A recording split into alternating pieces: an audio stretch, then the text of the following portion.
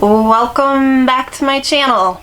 It's Detroit AllyCat and I'm here back, and we're going to talk about something that is very important to talk about, and I wanted to document it because I feel like a lot of people don't understand what's happening, and they don't there's just a lot to talk about. So without further ado, let's get spooky, even though we're not getting spooky. So this video is going to be about me. Not really just me, but something that happened to me and my family and everybody around me, and so it might not be interesting to you. You might find it boring. Or you might think that, it's triggering because we're going to talk about death. I always talk about death, so if you find that triggering, you're probably at the wrong channel. However, we're going to talk about the death of my father and how he died from COVID. So without holding back, let's just jump right into it. This year has been a challenge, and I have been pretty much open about it on my channel. I almost died, and from that day forward, it just kind of rolled and rolled and rolled. And I wouldn't even say it was from that day forward.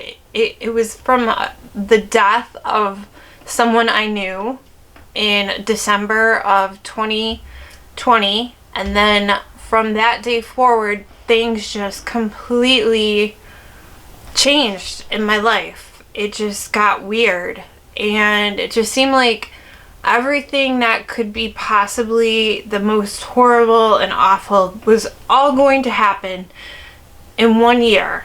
And I thought, I was over it. We were good. And the thing is that my father, he is someone who has a lot of health problems.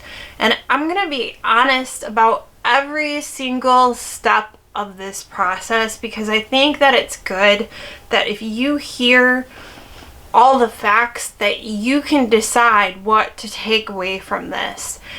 And so let's talk about it.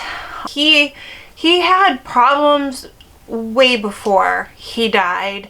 I would say for the last couple years he was having a lot of heart problems. He had minor strokes, and he was just struggling. He loved to eat fast food, and he loved to drink a pop, and he wasn't going to listen to me. That was something that was going to affect him.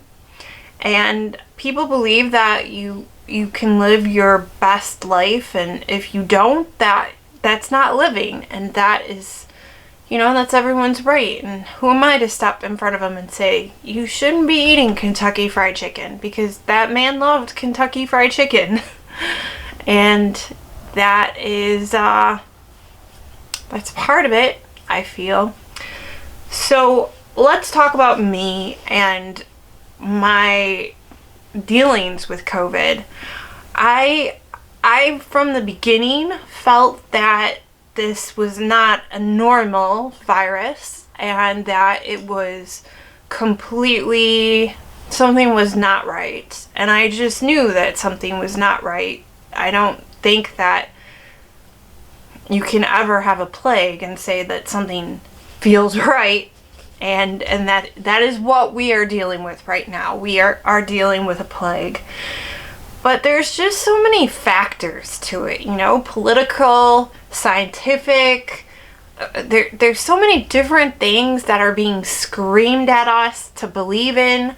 And it's very hard to decide what to believe, because one minute you think that you've got a hold on it, and the next minute it's completely changed. So I was in the military in 2010, and I'm very used to taking vaccines. I am not an anti-vaxxer, I believe that you should do what's right for your body, and no one should force you to do anything with your body. My political views are pretty, I wouldn't say neutral. They're not neutral at all. I'm a libertarian. I believe in the fact that I love my country, but I also believe that we should not give the government too much power. And so I just kind of watch everybody and what they're doing, and I keep my mouth shut and I keep my views to myself.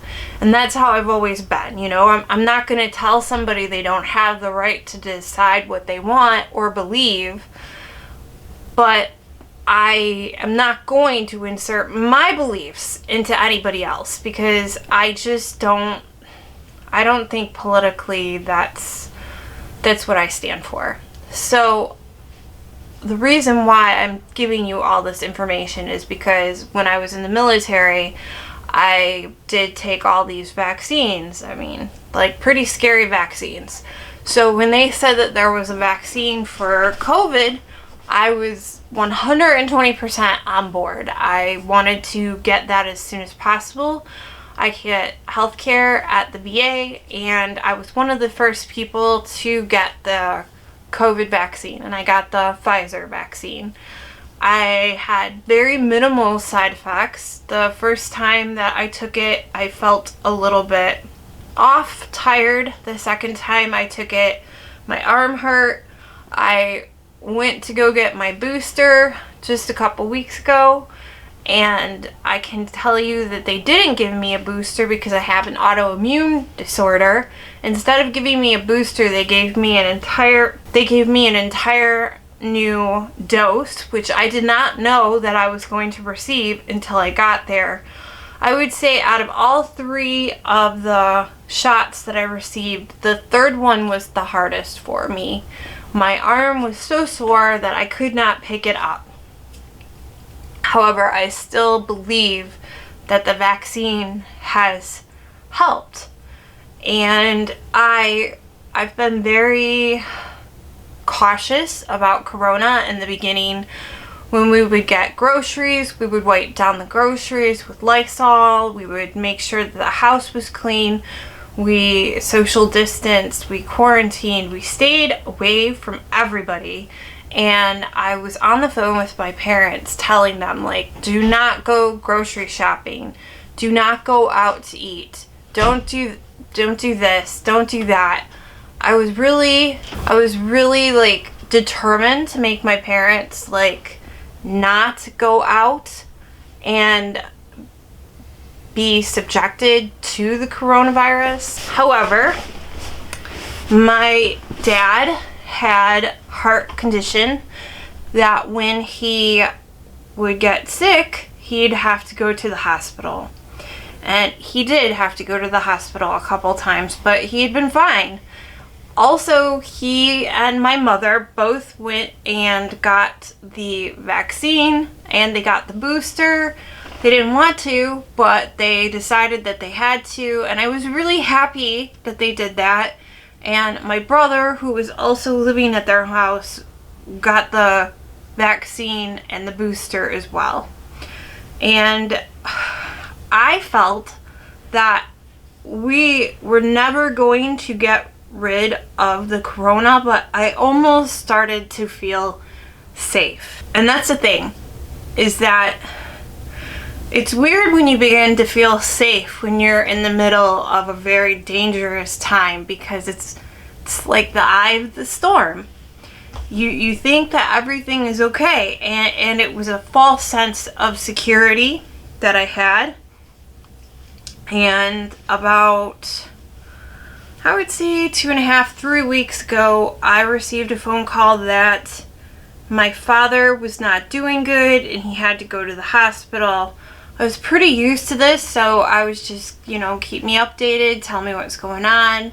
He got out of the hospital. On that same day, he got admitted to a different hospital, and they were going to keep him because they thought he had an infection with his kidneys, and they never said anything about him having COVID. About 2 or 3 days later, I found out that my father had COVID. My brother told me he had called the hospital and they said that they had COVID. They went, both my mother and my brother went and got tested for COVID as well, and they came back positive as well. And we tried to figure out, like, where exactly did my father pick it up? Well, for you guys out there in different states, Michigan is 60% vaccinated, and there is 40% of the population that is unvaccinated. And the information that I'm getting from family that is in the medical field and doctors and everything else is that the hospitals are filled with people who are unvaccinated. I can't tell you if this is the truth. I can just say that this is what I'm hearing from people that work in the medical field. And my belief is that my father went to the hospital and the hospital is completely flooded with people who are unvaccinated, and my father caught COVID. He is vaccinated and he caught it. And I guess that's the thing, is that, when you have the vaccine, they say that it's not 100% protection against COVID. They say that it just is going to make the effects more milder. And so I was very, very scared, but my father seemed to be getting through it. He was quickly moved from a regular hospital room into the ICU, and they talked to us about, how his breathing was doing fine. He was on the phone with us. He said he was doing fine. I mean, he didn't sound very good, but he didn't sound that bad. And a week and a half had gone by, and I started to once again feel like my dad is going to go home. Eventually, my father will make it out of this. And I started to feel safe. So, just like that eye of the storm, I got a phone call saying that my father was having problems breathing and that he was having some problems with his organs, and do we want to put him on a ventilator if it gets to that point? I was unaware that your family gets to make the decision that you get to be put on a ventilator. Didn't think that was like a decision that you got to make, because I thought COVID, a lot of people will go on the ventilator and a lot of people will come off of the ventilator. Well, as my father was in the hospital and we're waiting to find out if he was going to have to even need a ventilator, I read that only 20% of the people that get put on a ventilator survive. Is that the truth? I don't know. I have no idea. I don't know what the truth is anymore in the media. It's so contradictory that I can't tell you what the truth is. I can tell you that within 24 to 48 hours of being told that my father might need a ventilator, he ended up going on a ventilator. And I thought, well, he's gonna be able to get through this. He's just gonna need some time on the ventilator, and he's gonna survive. And then we got the phone call that if he goes into respiratory arrest, that they didn't want to resuscitate him because they would have to break ribs and it would be really painful, and that they felt like my father's quality of life would not be the same. And that me and my brother had to make the decision that, if my father started to die on the ventilator, would we want them to resuscitate him? And at this point, my mother is hysterical. She's freaking out. She doesn't want him to suffer. So we decided that we didn't want him to suffer either. You know, he's 70 years old, and we had decided that, like, we just didn't want him to suffer. So he's on the ventilator, and within one day, they told us that his organs started to fail.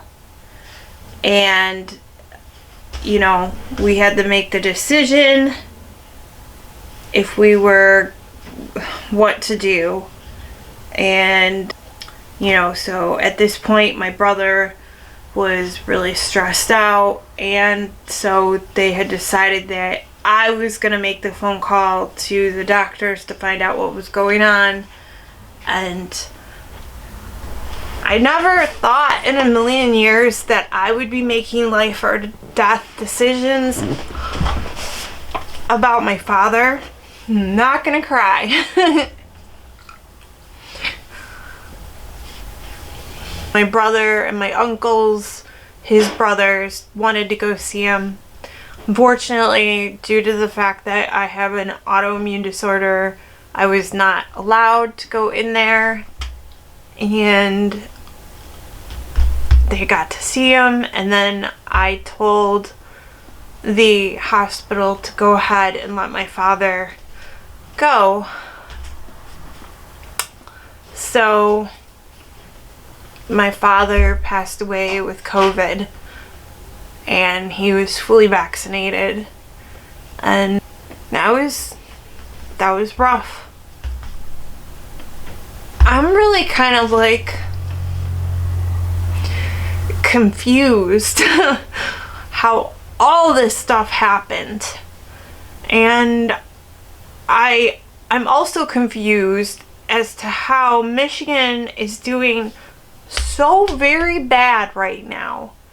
Like, our hospitals are flooded, our healthcare workers are overwhelmed, and yet we don't really hear very much about it on the news. When the corona first came out, it was everywhere. It was horrible. It was like you felt like you were having a panic attack, and if your chest hurt, you were trying to figure out if you were panicking or you had the corona.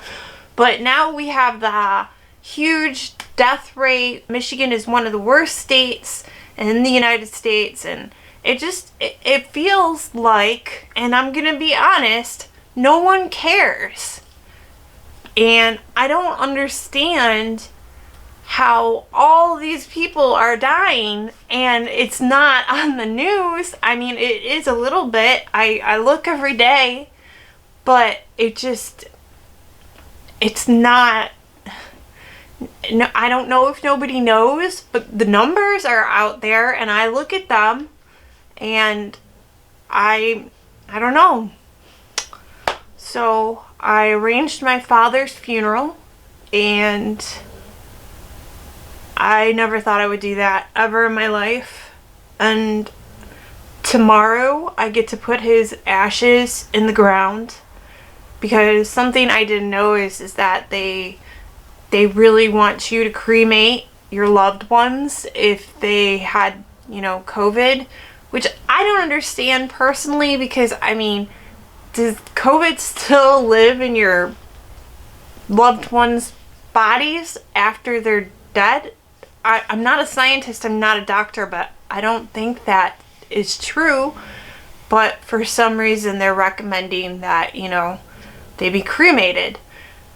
And I did cremate my father because I believe that cremation is, I don't know how to describe it. Honestly, I really like that new technique that they have going on, where they put people and they make compost out of them, and dirt, and plants grow, and it sounds beautiful and very morbid at the same time, but I think that's actually more beautiful than cremation. But my father is sitting on my kitchen, and it's kind of funny because he's always wanted to spend time with me and my family, and he is. There is like no other way to describe what has happened this year other than saying horrific. I had decided that I was going to do this video because I needed everyone to understand that you're not safe. Not even now that I lost my dad are we safe. I don't believe that we know what we're facing. I don't believe that this just came from nature. I don't understand why the government would let this happen. There's a huge chance that this video will probably be taken down for whatever reason, and if that happens, sorry. But I just want you to understand that I don't think anybody knows what's going on. Not even doctors and nurses. I think that they're just trying to do the best they can, but is something more serious is, I guess they say, afoot here. And I just wanted to tell my story because I felt like it was really important. I hope that I told it the right way. I did not do this for views. I did not do this because I thought it was a good story to tell.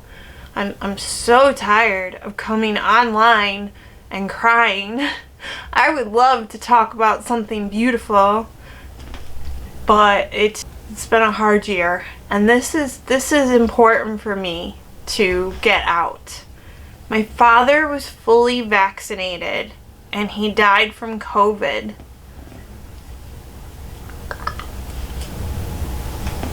I believe in vaccines.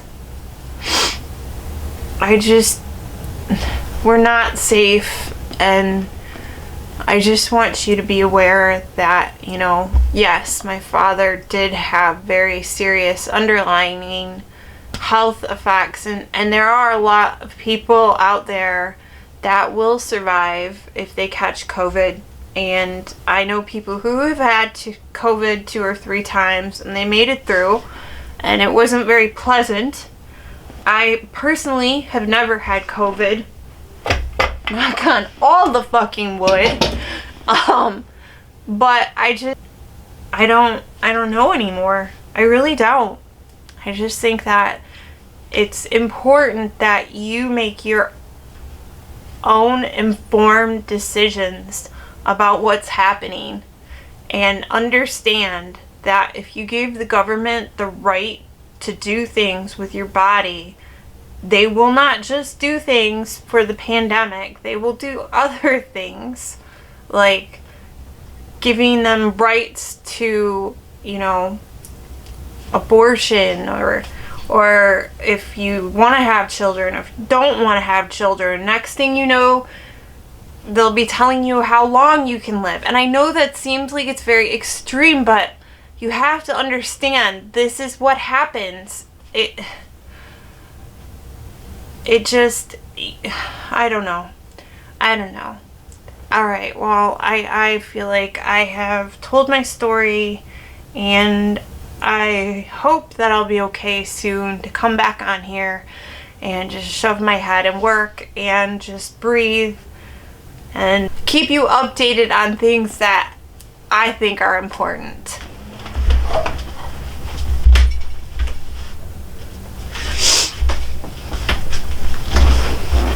This was a very hard video for me to make, and I hope that if you have some very ugly things to say, that you keep them to yourself on this video. And I guess that's all I have to say. Thank you for watching. As always, stay spooky and stay safe. Bye.